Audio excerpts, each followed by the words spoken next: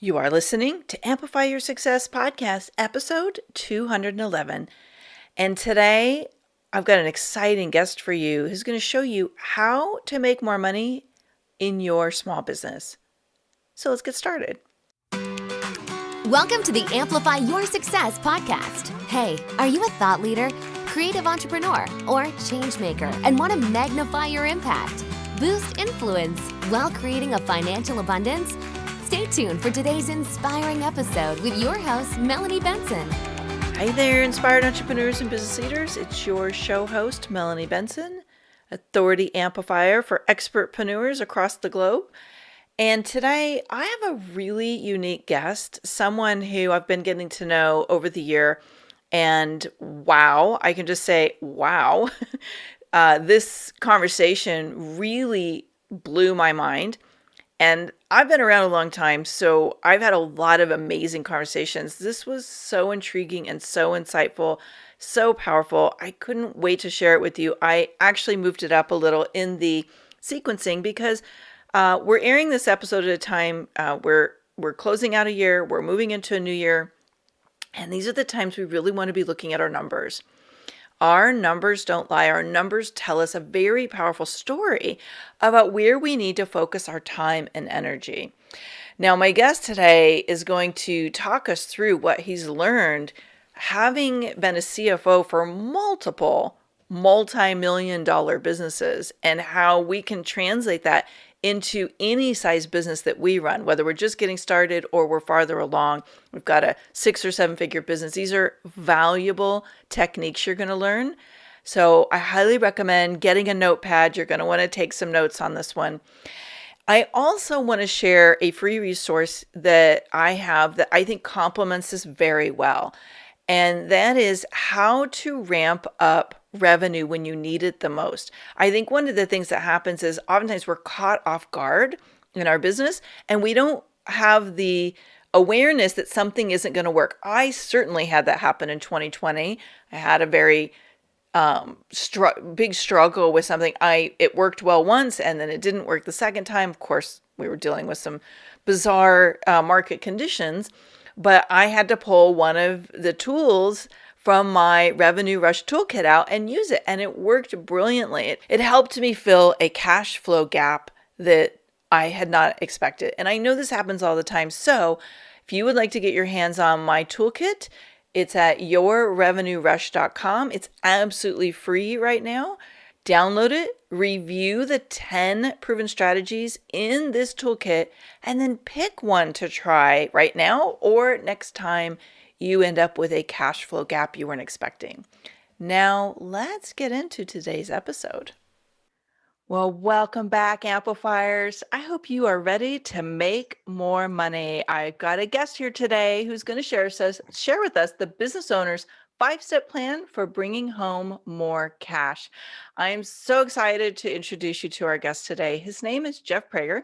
He's co-founder of the CFO Project and has one purpose: to help you make more money. Jeff's been a CPA for over 40 years, so he understands all the confusing numbers stuff. He's also an author, a speaker, and a lifelong entrepreneur, not just a paper pusher, including he's been a former CEO or CFO of several successful multi-million-dollar companies like he was one of the founders of the Ashworth Golf Clothing Company, the CFO partner of a large land development company. He was the owner of Strauss Homes, which was once rated as the second largest privately homeowner builder or home builder in Colorado and in the top 100 privately owned companies of Colorado. And Jeff has been helping businesses become stronger over many years of entrepreneurship and business development. I'm so excited to bring Jeff here today because we've had some behind the scenes conversations. And one of the things I know is he's great at simplifying the numbers and giving you a clear roadmap to make more money. Jeff, thanks so much for joining me today. I'm really excited to continue that conversation we were having a couple weeks ago. We have some great conversations, don't we, Melanie? Yeah, I'm so lucky. I feel like I have this amazing opportunity to talk to the most brilliant minds. And I always feel so selfish. It's like, oh, how can I keep this to myself? I have to bring this person on the podcast and we have to have this conversation in a bigger way. And particularly when it comes to what you're doing, Jeff, you are solving a problem that so many entrepreneurs, so many business owners struggle with. And so, why don't we start with that? Like, what are you seeing as this core problem that so many entrepreneurs are struggling with around bringing home more cash? Well, the whole idea is they're being misled by the financial community. And I really firmly believe this. As a retired CPA, I still lecture to CPAs and tell them they're full of baloney. And the reason is financial statements aren't written for business owners. And that was one of my ahas when I went out of public accounting and went into the private sector and owned my own companies, is that those financial statements weren't helping me at all. They were really confusing. And those are written for investors and bankers, not for business owners. As a business owners, we have it quite simple. It's how much cash is coming in, how much cash is going out. And we want more cash coming in than going out. It's really that simple. And yet financial statements don't tell us that story. And as you go forward, not only should you follow that, but you should project or think about how much is going to come in and go out a week from now, a month from now, a quarter from now, a year from now, and 5 years from now. And here's the funny part. Once you do it, it's very, very simple to do. Um, a lot of people think that we financial people are geniuses. Quite the contrary. The best we could do as a finance guy is third grade math: addition, subtraction, division, and multiplication. So that's why I think it's so misleading, is that, and why people don't look at their financials. Their tax accountants are telling them how much they could save, but are making lousy decisions on how to invest the money in your own business. Hmm. I love that idea that we're investing in our business rather than spending money. It's one of the big distinctions I've always made is, and it's a real mindset shift, I think, to recognize that we can invest in our business growth. We're not just spending money, and it's a huge difference in the way we approach it. Well, if you think about the stock market, that's what you're investing in, is somebody else's business. But I have found the biggest wealth creator for most people is through their own business. But we don't look at our own business as an investment, and that's to our detriment. But if you put $1 into the stock market, would you be happy if you got 87 cents back? The answer is obviously no. But why would you do it with your own business? People don't think of their business as their investment. I would agree. Mhm. And for some people, they think of it as a money pit. It's like lots of money going down the drain, not a lot of money coming back. So I am really, I'm getting very intrigued about how we're going to help people flip that around today and look at some new ways. And, I think one of the things that might be really helpful is to explore some of the signs or maybe some of the symptoms that people are experiencing, in particular business owners, that maybe their cash flow is a little upside down instead of right side up. Well, the the obvious symptoms are, hey, you got payroll coming up, you don't know how you're going to make it. Or when the bills come in at the first of the month, you go, oh my God, how am I going to pay those? Instead of saying, how do I make that into a stronger investment? That's the simple stuff. Or you're worried about paying your vendors, or you're worried about getting your receipts. But what I found, and only because I've been there, do not kid yourself, every one of us has been there, is what I call the darker side of running a business. Your mood swings. You're not paying attention to your spouse, your family, your friends. Um, uh, you're on a constant roller coaster. Um, you're always worried. You can't concentrate. When it starts affecting you personally, that's when you get into that bad place. And everybody thinks owning a business is a picnic. I got to be honest with you. The only time I knew I was successful in a business is after I got rid of it. because anything can happen at any time. And it's usually the things that you never ever thought about. And so those are good signs that you're not managing your business correctly. Mm. I had a realization around this myself, several of them over the 20 years I've been in business, but one in particular, I remember I had a client who signed up to work with me. She lived in another country and was making seven figures. It was very verbal about her seven-figure business. But when we started to work together, I asked her, like, what is the biggest problem you want me to help you solve? She goes, I need you to help me become profitable. She goes, I can't figure out what is happening with my money. And as we dug into it, I quickly realized she knew how to make money. She didn't know how to grow money. So she was spending $1.4 million to make $1.1 million. And I would assume you've seen a lot of that over the years. And that might be one of the, I guess, symptoms or maybe even a mistake is people don't really know how to navigate like what they're making, what they're spending to make the goal, the financial goal. So yeah, we've been there. I've been there. And that's how I developed my system is when I was there. And we could talk about that later. But where you're going is at first, when we open our business, we're very concerned with top line growth. What that means is the amount of sales you have. Okay.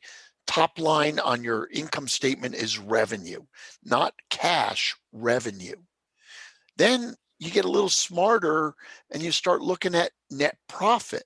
And that's where your accountant is steering you. And that's my biggest problem with the accounting community is we look at profit.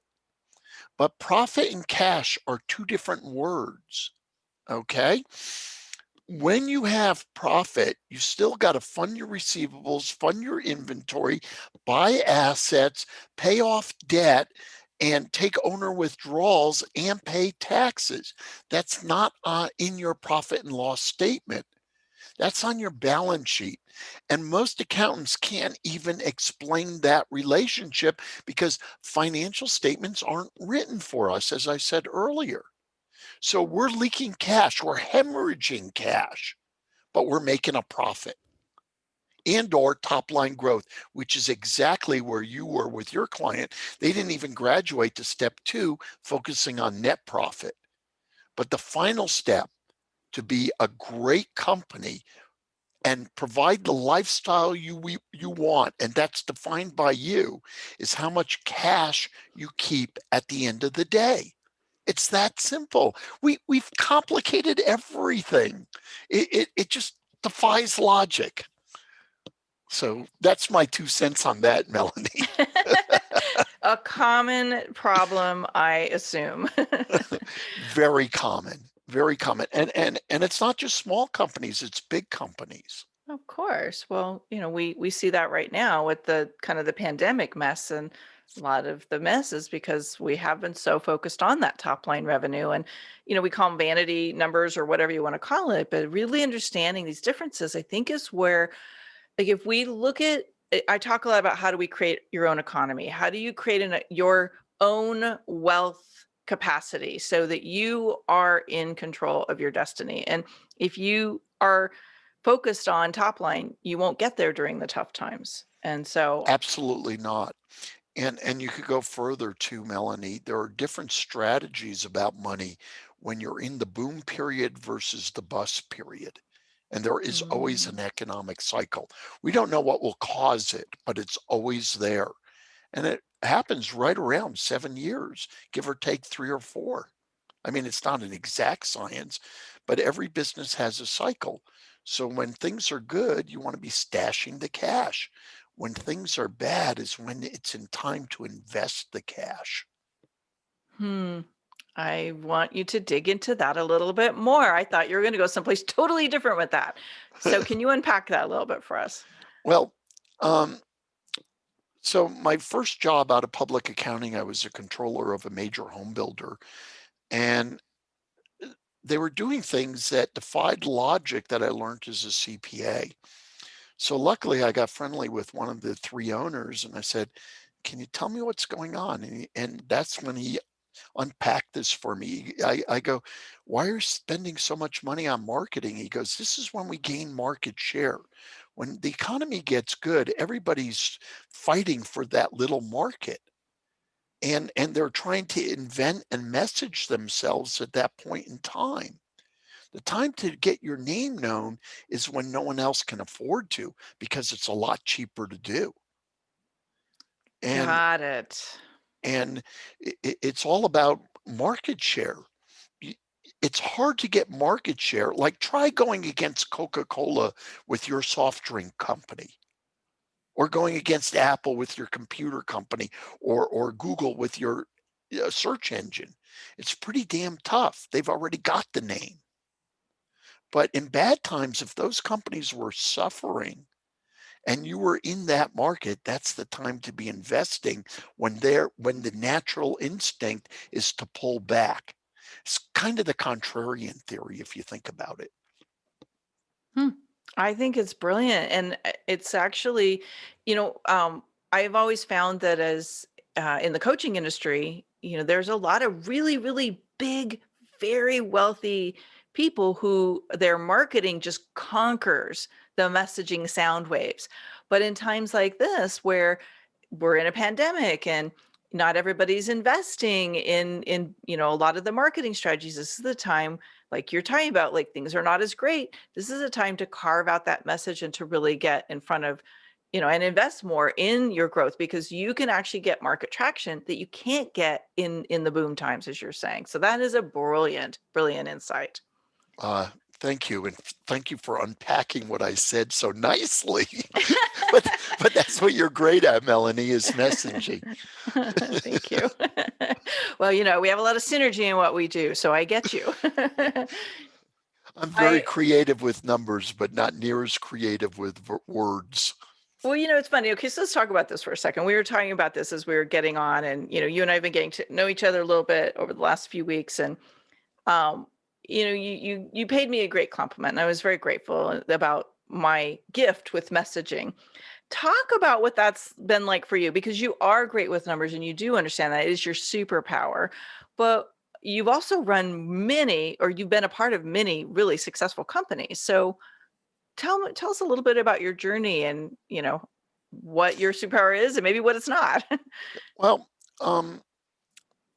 you've asked me two questions there, whether you know it or not. The first is, let's deal with messaging. Okay. People don't think of us CPAs as creative people, but at a certain level, we're the people that take you into the future. That's what a CFO does, takes you into the future. So I don't do bookkeeping. I don't do tax returns. I never have, by the way. I've always been focused on growth. I've been very, very blessed, if you will, that my career path has led me to doing projections and growing companies and stuff like that.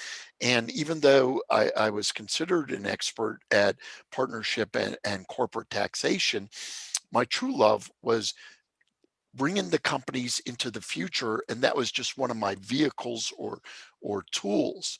But one of my problems is that, as creative as I am in understanding numbers and how to interpret them and what to do about them, especially when you don't like them, I'm really creative there. But putting it in words or writing, as soon as you put a pencil on a blank sheet of paper in front of me, I am dead meat. I am. I can't do it. I don't know what it is, but I don't have that gift of writing. Now, writing in numbers, like I could program in Excel as fast as some people can type. That I could do, but messaging is my kryptonite, and that's why that gets to something we were talking about. You can't build your own company by yourself. My superpower is numbers and knowing how to interpret them and what to do about them.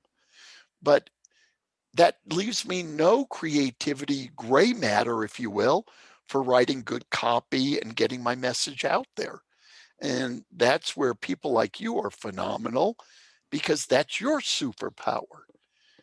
And one of the things I learned, everybody talks about my successes. It wasn't always that way. Trust me, I have as many failures as I do successes, maybe even more. But here's what I did learn. All my successes had partners. Now, that could be literally legal partners or people that I rely on to do the things I'm weak at. And that's been the secret to my success, is learning at a fairly young age that you can't do it all yourself. And so there are actually two things. You can't do it all yourself. There are just too many hats when you run your own business.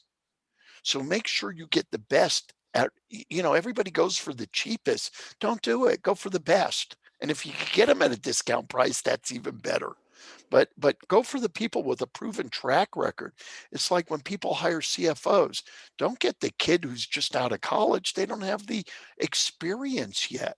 You need that wisdom that comes with trial and error. So a couple of things is, get people who have been there, done that, to consult with you, not people who are trying to get there. I get really upset with all the coaches out there who want to manage your millions of dollars and have never, and they're gambling with your financial future and your money with unproven concepts.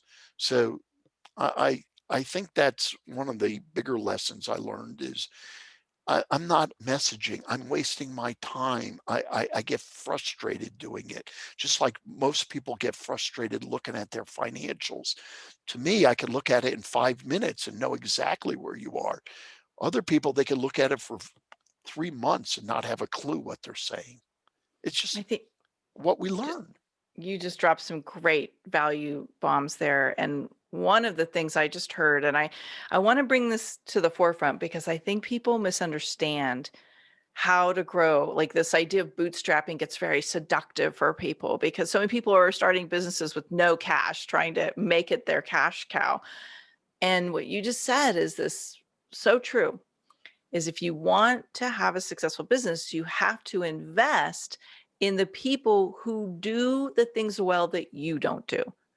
Otherwise, Absolutely. you just become a bottleneck. You just kind of, it's almost like you spin in this little Ferris wheel and you never get off because you have to have all the wheels on the bus moving at the same time to really create acceleration. Did I You capture that actually, properly? yeah, but you actually brought up something else. The entrepreneur, once you get the company to a certain size, the entrepreneur, the visionary, becomes the bottleneck in the business, and it's why it can't grow from six Yes. figures to seven, seven to eight, eight to nine, nine to 10. And it's really a funny thing, but there's a certain point where, like my hero is Dave Thomas of Wendy's. Why? Because he was a hamburger flipper and he knew it. So he got a great big executive team together, brought the company, made it really big. But if you look in the commercials, what's he doing? He's flipping hamburgers. That was his love. And so you've got to remember that as you're building a business, you can't wear all the hats. You've got to invest in the right people, and you got to get people who have been there and done that. So yes, otherwise you are the bottleneck. Hmm. Well, I want to dig a little deeper into something you mentioned a few minutes ago about your superpower of numbers, and you can program an Excel spreadsheet like nobody's business. I know you've been working on some really extraordinary tools, and I believe these are part of your 5-step plan to help entrepreneurs bring home more cash. Tell us a little bit about what are some of the practices that we are not doing well that are causing us, and maybe these are mistakes that you would see them as, but that are causing us to have some of these consistent cash flow problems. And what should we be doing instead?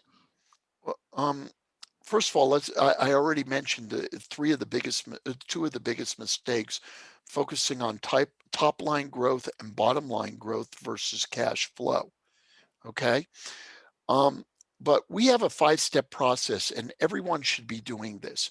Number one is, of course, know where you are. Know where you are. Know what your numbers are telling you. Don't ignore them. But in the assessment of where you are, Also figure out where you want to be, both personally and professionally, your business.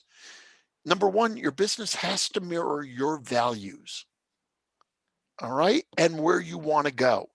Otherwise, you're going to go into an empty pit, a black hole. So that's the first thing we do is we look at where you've been and we establish that gap of where you are and where you want to be. You must know that gap, because then you start building the bridge, and it's little by little. Everybody thinks there's a magic bullet. There's not. Second step, develop goals or benchmarks or targets. I like the word target because it's a positive word. Okay. And you'll need help with this unless you're good at numbers. Okay. But it's not a complicated process because we figured out a way to make it very easy. We go, how many leads did you get last year? What's your target for this year? Then during the year, we measure your actual and just the forecast to figure out where your cash will end up. So the second step is establishing those targets. Everybody makes that which they don't understand very complicated. We could do it in about an hour the first time. Once you understand it, which is about the third time, and we meet with you monthly, it's like, oh, you already know what I'm going to ask you. The third is the dashboard. You don't have time to look at all these numbers. So we have 8 metrics that works through my history of dealing with thousands of businesses. And I mean that literally because I was a CPA and I got exposed to lots of businesses. But there are, in every business, even nonprofits, they call it different vocabulary, but there are 8 leading indicators of where you're going to end up. And all you got to do is have them flash red, green, and yellow. If it's red, you got to do something about it within the next 30 to 90 days. If it's green, do it. If it's yellow, it's a problem waiting to happen. However, if you're all green, then it means you're not setting your targets high enough. So that's step 3. Step 4 is when you have those reds and yellows, only pick 3 things to work on at the maximum, the 3 fastest things to generate cash flow, not profit, not top line growth, cash flow now. Now, once you've got that under control, what's the long-term 5-year, 3-year plan, whatever your time horizon is, what's it look like? And that's where the magic of compounding happens.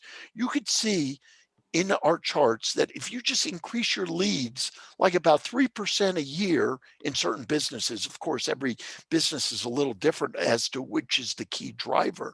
But like we took one business and we increased the number of leads 3% a year and turned it from a $3 million business to a $9 million business. Holding everything else equal, the owner's pay went from about 100 grand to 430 grand. And their net profit, the cash, forget net profit, the cash left in their business went from 200,000 to 1.7 million. One change. But that's because everything else was being held constant. Now, if you had price increases or better customer retention or better lead generation, it gets even better. So it's little things over time compound to huge things. Instead of saying, I need a magic bullet, I'm going to grow this business from 1 million to 1 billion in the next 18 months. That doesn't happen. Just doesn't. So that's kind of my take on it. And it's a simple process once you understand it. And it doesn't take that long to learn. Yeah, I know you showed me your dashboard and I was so blown away. It's like, it really, numbers don't have to be complicated. We do make them complicated because most of us, or that's not our superpower, but you've made them so simple. And I think when we really understand what we're dealing with and the intricacies of our business, we make better decisions. Well, you're making decisions based on numbers, which is the way a CEO makes decisions versus your gut and instinct. And we all know that when we work on that, our emotions get highly involved. That's true. And And that's when you start making the big mistakes, where you start throwing the Hail Marys to save your business, or you focus on a tactic instead of looking at the big picture and how all these 8 variables interweave with each other. Like, you want more leads, but that costs money. That affects your cash flow. And so you look up and down the funnel, or you want to increase the price of your product. Well, that may mean you need a higher quality. That means your variable costs go up. And that intricacy, that's the magic power I have, is saying, if you do this, it's going to affect this. And That's so that's where people valuable. go wrong. They just focus on a shiny object. And or they're letting fear infuse into that goal or that vision, because you look at, do I have the money to do this, rather than, can I afford not to do this, because this is not going to get me where I want to go. Or go one step further, Melanie, if you don't have the money, how do you generate the money? Yes. Right. Let's talk about that. I actually did a whole episode on this 2 years ago, because I think this in itself is a huge area where most of us can grow and expand our ability to run a successful business. And man, you've got a lot of background here. So how does someone come up with cash flow when they don't have it to invest in their growth? Ooh, that's a really tricky question. Um, you asked me before the interview about things that went bad for me. Okay. Um, so you brought it up again. So when we owned Strauss Homes, my partner was Steve Strauss, and literally one night we had dinner, and I got a call 3 o'clock in the morning, and he had died. But that's not the story. The story is, when we started, he was a builder, and he was really good, and he was a client of my CPA firm. And we just came out of the recession from 1986 to 92, and he asked me if I'd help him start his business again. And he was a very honorable guy and a great person and everything. So I said, yeah. Thinking that he had all this construction experience, I let him run everything except the finances. And before we knew it, we were upside down $1 million. And what that means is we owed $1 million more than we had. And we were playing a shell game with our money. Nobody knew it, but we knew it internally. And it got really dark. I mean, when your business isn't doing well, life gets really dark. And all those things I talked about, the struggle is real. We know it. And if you own a business, you've been there sooner or later. And so you're upside down $1 million. Well, the first thing we did, and Melanie, you'll love this, we found out our messaging was wrong and our product offering was wrong. That was the first thing I figured. And that's where I started coming up with, financial statements are misleading me. It's when I owned my own business, and it was pretty big. And so we started looking at everything and saying, okay, we are in a mess. Now, there's a lot of ways out of the mess, but you've got to make it based on a factual decision. So we did projections, and we said, we played the what if game with numbers, which I'm good at. And I was back then. And we played that what if game. And we said, if we do this, how's that affect this? And when will the cash come back? And how will we get it? And based on our modeling, in fact, I'm doing that with a client. I was doing it at 9 o'clock this morning. How do we structure what they call the capital structure? How do we get that set so that the debt, the equity, and the cash flow are all balancing to turn into a machine where sooner or later operations will retire the investment money and the debt money? So there's no one answer to that question. There really isn't. But a lot of people, they do the Hail Mary with their credit cards. And then the other thing is, there's something called the 3 F's of funding: family, friends, and fools. And most of us go there to our family, our friends, and fools that will invest with us. And they don't have a good plan. So it really comes down to one thing, is you got to mathematically, and when I say mathematically, I'm talking about addition, subtraction, multiplication, even division doesn't fall into this one. And figure out how many units you're going to sell, what's the average price, when will the money come in, which most people forget about. Selling and collecting money are two different things. When's the money going out? How do you balance it, and how do you fund it?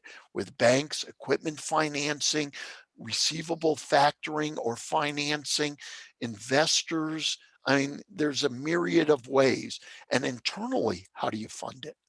So I didn't quite answer it, but I did. Is if you're not looking into the future, there's no way to get out of the mess you're in today. None. That is very true. I've been there in those dark times.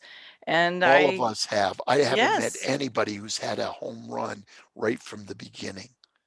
And I think if you understand that, it gives you that confidence to take those leaps of faith and make those bold moves when you're feeling very alone and feeling like, oh my gosh, I must be the greatest failure on this planet. And I really appreciate you sharing about your authentic journey, because I think more of us need to share that it's not all peaches and roses. Like, there's definitely tough times, but it's the tools we have, the tools and the resources that we tap into that can make or break us. And I know you've put a book out on how to make more money. Can you share really quickly what the book's about? And we'll share the link where everybody can go get their copy of your book.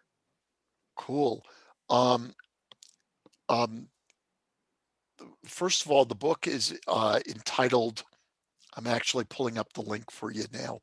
The book is entitled Make, just a second. Make More Money, looking, the Business Owner's 5-Step Plan. Yeah. It's just I'm looking for the link. I actually have your link. Don't worry about it. Okay. I got you covered. Okay, so what we do is in the very end, we talk about the 5-step process that I talked about, but we tell you in that book, we lay the groundwork for running a successful business in the first 2 or 3 chapters. In chapter 4, I believe it is, we tell you exactly what to focus on, and we give you at least, I think there's 40 things you could do today, where it's not a sales book. At the end, we tell you how to get in touch with us, but there are real valuable tips on how to run your business better. So that's available to you for free, because our goal is to help 10,000 businesses make more money. Mm-hmm. And that really and truly is our primary purpose. It's our mission. It's what we want to do. So that's it in a nutshell. It's a great book. It's an easy read. We wrote it so you could read it in under an hour, big print, and we get right to the bottom line. There's, laying the groundwork takes a little bit of time. We talk about why financial statements are misleading, things that you're doing, and then we get into really, here's how to fix it. So thanks for plugging my book, Melanie. You're welcome. Well, I've just been so impressed. And let me give the link. It's thecfoproject.com/moneybook. We will link that up in the show notes for you. I highly recommend getting a copy of the book. I talk to a lot of people, and I get the great honor to meet some of the most amazing business minds on this planet. And I got to tell you, I learned so much from you, Jeff, in just a few short minutes. And you and I are very aligned with this planning. I've told you that we've been teaching something like that, very similar, but you guys have gone to such a deep level. And it's such a great resource set that you have for people. I know starting with the book is probably the smartest thing, thecfoproject.com/moneybook. I want to give inspiration to our Amplify community today, something that I really want you to reflect on for a minute and decide, like, make a decision today. Are you going to shift your money story in the next 12 months? Are you committed to it? That means if you are saying yes, if you're committed to it, not just interested, but you're really committed to it, you actually have to learn some new skills. Because if you could do it on your own, you already would have. And we have to invite in people who are masterful at this side of the equation. So I highly recommend you get the book. Start there, check out Jeff's resources. Jeff, I always like to end our conversations because I know that someone who has had as much business experience as you and has had as many wins, you've also had some challenging times, but you also have had several moments, and maybe there's one in particular, where you needed courage to take a bold action or make a bold leap. What would that be for you? Well, the, the biggest action, oh, wow. I just saw something else for an answer. Um, the biggest leap I made, I was the vice president of finance for a real estate syndication firm. And I mean, I couldn't go any higher up. And the biggest leap was I can't work for somebody anymore. And it was kind of traumatic. And it's actually a funny story in hindsight, but I came home to my wife one day and I said, I've had it. I've got to go out on my own. And I go, I don't even care if I go broke. I got to go out on my own and give it a shot. And she goes, well, I'm 5 months pregnant. This is with our third child. At least let's wait till the child is born. We didn't know the sex. The child is born before you quit. So our son Eric was born. He was healthy. And 5 days later, I gave my 2 weeks notice and I went into business for myself. So that was the biggest leap I've ever made. Hmm. In hindsight, it's probably dumb to do, but it worked out. But everything I'm telling you to do, um, and I literally had done my projections. That's a fancy word, by the way, for guessing what your company is going to look like in the future. A projection is nothing more than an educated guess. But here's what's really funny. In my third month of business, I had netted more money than I did as vice president of finance for a real estate syndication firm. But it was that leap. It was just, I was on the high diving board. It's 30 feet down. I'm talking about the super high platform, and you jump. And you've never jumped before, and you're just hoping to hell your legs are held together. Yeah. Well, with someone who has as much wisdom as you do, Jeff, I want to just end with, if there's one thing that you could tell your younger self, that man who took that bold leap and started his own business or, partnered with one of those companies in one of those dark moments, what would you tell that person back then that you now know that's helped you so much? Which is what I've been telling your listeners, Melanie, is get a guide, get somebody who's Mm. been there, done that.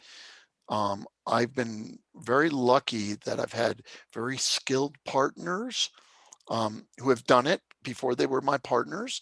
I've gotten some great help, but I got to be a little frank with you. In the beginning, I didn't know that was acceptable behavior. And asking for help was not something that came natural to me. It was a struggle to say, I don't know everything, especially when I'm a big fancy CPA and I've got this credential and it wasn't worth a urine hole in the snow in running my business. But getting help, get a guide, get somebody. You can't do it alone. You can't. I've not seen anybody do it on their own. So get guides, whether they're your partners, they're your consultants, they're people who've been there. I'm not talking about people who are going to say, hey, I know you're going to figure it out. That's not what I'm talking about. I'm talking about people who say, did you try this? Did you do this? How about doing this? And can open up more avenues to you than you have open right now. Well And that would said. be my advice to the younger Jeff is don't be so afraid of asking for help. Well said. That is so true. The right help can actually accelerate your path to your outcome. And that's what I think most of us would prefer. How do we make less mistakes and get there faster? Jeff, thank you so much. Again, you can get Jeff's book at thecfoproject.com/moneybook.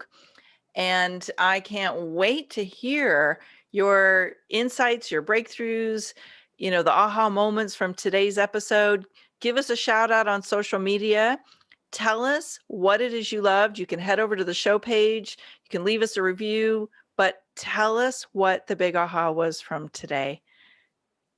All right, everybody. See you next week for another episode of Amplify Your Success Podcast. This is Melanie Benson, your host. Thanks so much for listening in today. If you want to catch up on any of the show notes and circle back on any of the resources we shared in today's show, head on over to the show page at amplifyyoursuccesspodcast.com. And remember, you amplify your results faster when you're in a community of other people who are moving and shaking. Join us at amplifyyoursuccesscommunity.com. One last thing.